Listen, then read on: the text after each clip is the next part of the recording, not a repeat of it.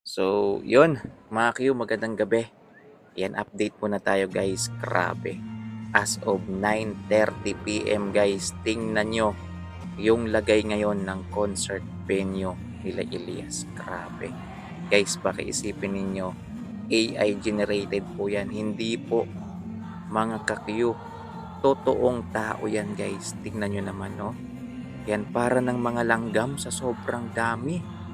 Mga ka-Q. Yan, hindi pa lumalabas sila Elias guys. Yan, maya-maya pa sila Elias. Yan, si Don Pitok pa lang yata yung tumutugtog mga ka-Q. Yan, kanina sa unang update natin guys, kung makikita ninyo, medyo may space pa. Yan, marami pang space mga ka-Q kasi ano yun eh, nasa 7:20 p.m. yun mga ka-Q. Pero ito, 9:30 p.m. guys, halos nasa loob na po lahat ng tao. Yan. Pero balita ko mga Q, meron pong hindi nakapasok dahil nga sobrang dami na po ng tao. Grabe guys, oh. Yan, kung sa unang tingin mga ka-Q, parang iisipin mo parang AI. Parang AI generated po siya. Pero hindi guys, hindi po yan AI. Totoong tao po yan mga ka-Q, nakikita natin. Grabe. Sobrang daming tao ngayon sa concert venue nila Elias. Grabe guys, oh. So maya-maya pa sila Elias guys maya-maya pa. Maya-maya pa sila Elias mga kakyo tutugtog. Ayan, hindi pa sila guys. Ayan, pero yung mga tao mga kakyo ay nandito na lahat sa loob. Kasi guys, pre-admission po siya. Kaso nga lang nasa loob po siya ng function hall. So mahirap pag hindi ka makapasok guys, hindi mo talaga mapapanood si Elias. Kaya yung iba kanina nakita naman ninyo sa update natin, alas 3 pa lang, alas 2 pa lang pumipila na para lang talaga makapasok dito sa venue mga kakyo. Dahil kung hindi ka makapasok mga kakyo, hindi mo talaga makikita si Elias guys kasi hindi po siya open eh. Hindi po siya open mga kakyo. Close po siya. Kaya tingnan nyo naman yung dami ng tao. Yan. So unang tingin talaga guys. Unang tingin ko kanina sa live na to, mga kakyo, akala ko AI. Akala ko AI guys. Yan, kinurap-kurap ko pa yung mata ko mga kakyo kasi akala ko hindi totoo na mga tao to. Grabe. Guys, ganyan karami yung tao.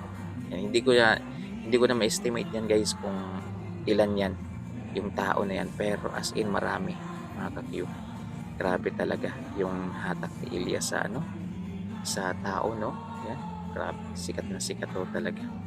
Yan, nakakapanindig balahibo yan guys kapag nasa personal ka nanonood, live ka nanonood. So, yun mga ka-Q. So, in-update ko lang kayo. Yan. So, yung kuha na yan guys, 9:30 p.m. po yan ha. So, anong oras na ba? So, malapit nang mag 10 p.m. guys. So, siguro, nadagdagan pa yan mga ka-Q. Pero kanina kasi guys, parang nag-stop na yata nag-close door na yata sila mga ka-Q. Yun nga, maraming ang hindi nakapasok guys. Sila yung mga late comers. Anong oras na kasi sila nakarating sa 7:30 kanina guys hanggang 8 marami pa rin pumipila sa labas yung mga gustong makapasok. Kaso nga lang, iwan ko lang guys kung nakapasok sila mga Q. Kasi yung iba nga kanina guys, alas 2 pa lang nandun na pumipila na. Kasi alam naman nila guys na pag hindi ka talaga makapasok, hindi mo talaga makikita si Elias.